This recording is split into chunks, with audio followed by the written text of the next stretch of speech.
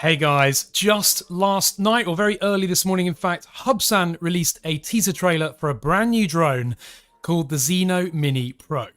Could this be a DJI Mini 2 killer? In this video, we'll discuss.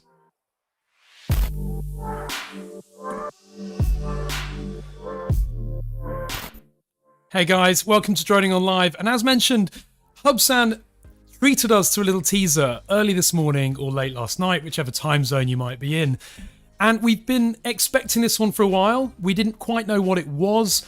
We now know that it is potentially a DJI Mini 2 killer. Now, I hate using that term killer because we actually don't know anything about it yet, but we're going to have a look at it in this video. And we're also going to step through the teaser and look at some of the specifications that are being shown to us from Hubsan for this drone. We're also going to talk about, does this drone actually exist yet? Because what we don't want to do is get hopes up before the drone is actually there. Just want to say a quick shout out to people in the chat. Drone Viral, Kovaction, Asfar, Ahmed, Feel Good Danny, John Dukes, Josh Spike, Drone Viral. Yeah, thank you very much everybody for joining. And Feel Good Danny, of course, as well. So, Hubsan have a great history in drones. One of my first drones was actually at a Hubsan. And so I've got really high expectations and really high hopes for this one as well. This teaser trailer arrived late last night, this morning, and we're going to step through it right now. In fact, I think probably the first thing that we'll do is actually show you the whole trailer in full, and then we'll actually skip back to some of the sections. So here we go with the full trailer. Hopefully you'll get audio from this as well.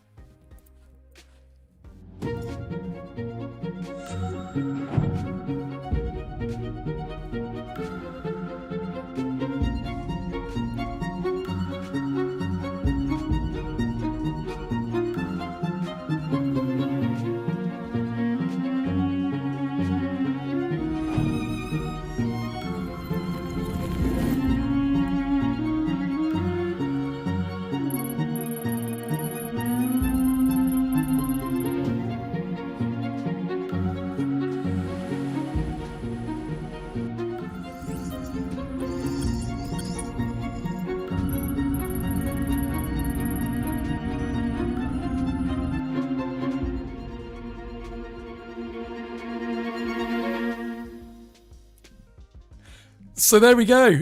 I hope you like my dancing midway through that.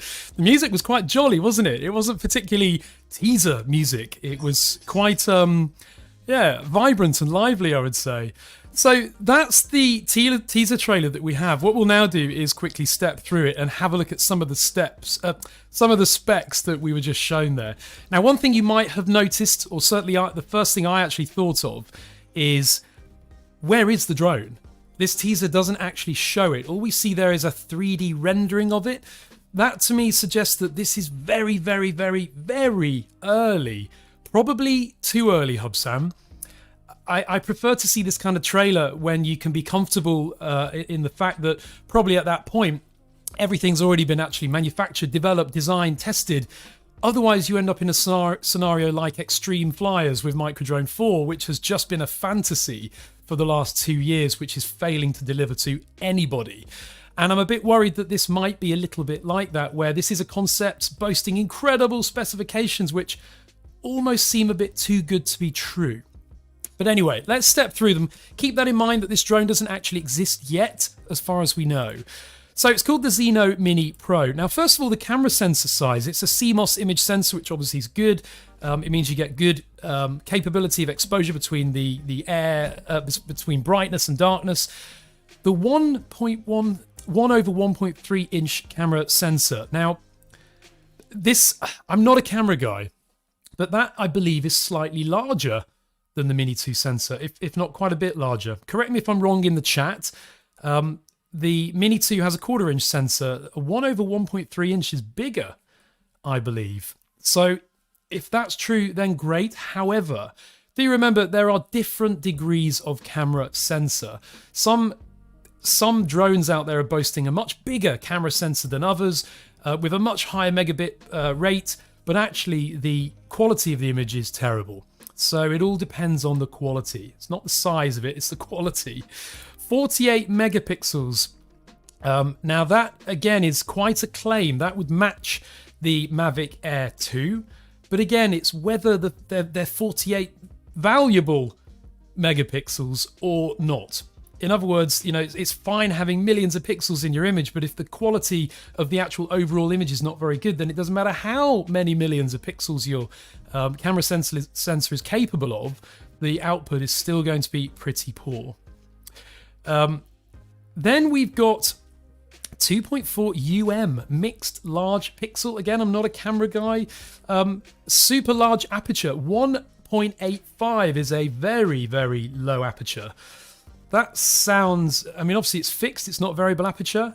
In theory, this means it will have nice low light capability. But again, that doesn't sound particularly viable to me. I know we've got Kovaction in the chat. You're a camera guy. Please do comment on some of these camera specifications and tell me what you think, definitely. So next we've got, let's have a look. 6x zoom. Now that's quite an interesting one as well. 6x zoom is not going to be optical. We can say that for sure on a drone that weighs this much, and we'll come on to the weight in a bit. It's going to be clearly going to be a digital zoom or a sensor crop. But again, this is going to be a budget drone. This is not going to be a premium drone like a DJI drone. Hubsan have always been targeting largely the budget market sector. So if we are looking at 6x, it's probably going to be 6x digital in app. We will see. Again, quite a claim if that's possible. Let's see what we've got next. HDR mode, nice. Again, HDR has to be implemented really, really well. Else I've found that it's just unusable. When the Osmo Action came out with its HDR feature, I tested it pre-release, and I remember the HDR was not actually particularly great, but hopefully this will be better. As Treetop Flyer says in the chat, Hubsan also has terrible camera lens geometry, light flares and surface glare everywhere. Valid point. It's not just about the sensor, it's about the glass as well in front of that sensor. Just like here, I'm using a Canon as my camera here. If I was using my little Logitech webcam, you wouldn't be seeing the same kind of clarity, although my face probably looks better on the webcam because it's slightly blurry. Anyway. Kovaction Chuck says 3/4 inch sensor. Wow, did I calculate that right? Yeah, I'm not sure. I've actually never heard of a 1/1.3 inch camera sensor before. I did wonder if it's a typo. I wonder if they mean a 1/4 inch sensor. I wouldn't be surprised. 4K 30 frames per second, that's going to please everybody. There'll be some out there moaning, oh, there's no 4K 60 frames per second. Not that those people even know why they want 60 frames per second 4K, the people moaning about it. But there will be some out there that will complain about that. H.265, that's quite standard these days. Now, if you have an older laptop, shooting in H.265 can cause some editing pain because H.265 requires slightly higher processing ability. DJI drones give you the option to shoot between 264 and 265, and if you have an older computer, sometimes it's better to shoot 264. The advantage of 265, really the image quality is pretty much identical between the two, but with H.265 you get better compression of the file and therefore you lose less, so you retain quality in the picture. And HEVC 200 megabits per second, wow, that's pretty fast. Jallo Man in the chat says, what do you think about the HDR of the Air 2S? Interestingly, the Air 2S does not have a HDR mode, but you can shoot in HLG video, which is an alternative to HD log and regular video. I've actually not tested it yet, so we will check that. Let's see what else we've got here. Now this must be their equivalent of OcuSync. It's called Synclease. Version 3.0. Now, they're on version 3.0. I've never even heard of version 2 and 1. But it's claiming 1080p at 30 frames per second live stream. That's on par, I believe, with OcuSync 3. You can tell that they've designed this drone to really combat the capabilities of the Mini 2 and beat it in every single segment right now. But you know, whether that's actually viable depends on the drone, and right now, as I said at the start of this video, I've not seen the drone here yet. Now what we are seeing actually at this point in the video paused is the app. We can see a little bit of the app here. So we've got satellite acquisition across the top. Looks like we've got controller power, we've got stream power, battery, various settings, a compass, the zoom control here. and various other elements. But again, this could just be a mock-up. I don't believe that this is a real clip from the drone. I don't believe this is a real screenshot. I think it's a mock-up for marketing purposes. We really, really need to see the drone. Let's go on here and see what else we get. So again, in terms of the transmission, 10 kilometers range, I think that's on par with OcuSync 2, not OcuSync 3, which boasts 12 kilometers FCC. Wireless bandwidth, 20 megabits per second, that's plenty. I mean, you don't need 20 megabits per second for 1080p, that's for sure. Again, take these statistics or these specs with a pinch of salt. Until the drone exists and until they've tested it and they know that it's viable and that they can even do it, then these are just concepts at this point. Just like Microdrone 4, everything you see about Microdrone 4 is a concept until the drone actually exists. And so far, every time we see anything out of Microdrone 4, it's nowhere near the promised specification. So I really hope Hubsan can do this. I really do, but it might be a little bit optimistic. What have we got next? We have maximum flight time, 40 minutes and only 249 grams. So first of all, flight time of 40 minutes, and it weighs the same as the Mini 2. Now, if we consider that DJI are the market leader, and they are, there's no doubt about it. In consumer drones right now, DJI are the market leader. They worked for years to develop a drone like the Mini and the Mini 2, which weighed 250 grams, 249, and was capable of pretty much everything the consumers wanted and expected. So over 30 minutes flight time, 4K video, etc., etc. Hubsan are claiming that they can do far more in terms of specification and add an extra 10 minutes onto the flight time, beating what the market leader spent years trying to do. If Hubsan really do pull this off, I will be shocked. 40 minutes flight time, 250 grams. That means that for most countries that now have these regulations around registration, that's going to please everybody. But again, yeah, we will see. Not only that, the Mini 2 and the Mini, its predecessor, have no obstacle avoidance, whereas they're claiming they've got front, rear, and downward obstacle avoidance with vision obstacle avoidance, not infrared, actual cameras, vision, optical. I mean, Hubsan, I hope you're not setting yourselves up for a fall here. This is quite an optimistic goal to set. If I was planning this project, I would be raising a risk register right now and saying, are you sure? Are you sure you can commit to this? Because when they push a trailer out there to people like me and the community and the 60 people that are watching this live right now, you're setting a very, very high expectation. And if you can't match that when you release it, then you're really, really going to upset people. It's sometimes better to overperform than to release an expectation and underperform. Better to impress than to disappoint. Hey, Henrik, thanks for joining late to the party. Don't worry, you can rewatch this stream later on. So significant obstacle avoidance capabilities, really impressive. It's also going to have AI tracking. Now, people really, really missed Active Track on the Mini. You know, I think the reason that DJI didn't incorporate Active Track on the Mini is not because the drone's not capable of it, but I think because they didn't want the risk of the Mini flying autonomously with flying blind. It has no obstacle avoidance. It only has underside obstacle avoidance, and even then that's ultrasonics or IR, infrared. It's not therefore capable of actually knowing quick enough that it's going to hit something, because this is only IR. So, you know, the only reason that the Mini has that on the underside is so that it knows when it's coming down to the ground and it knows when to slow down. These are not for obstacle avoidance. They're just simply to help with landing. And obviously the camera is there for hovering. It's a VPS system. It's not really there for obstacle avoidance.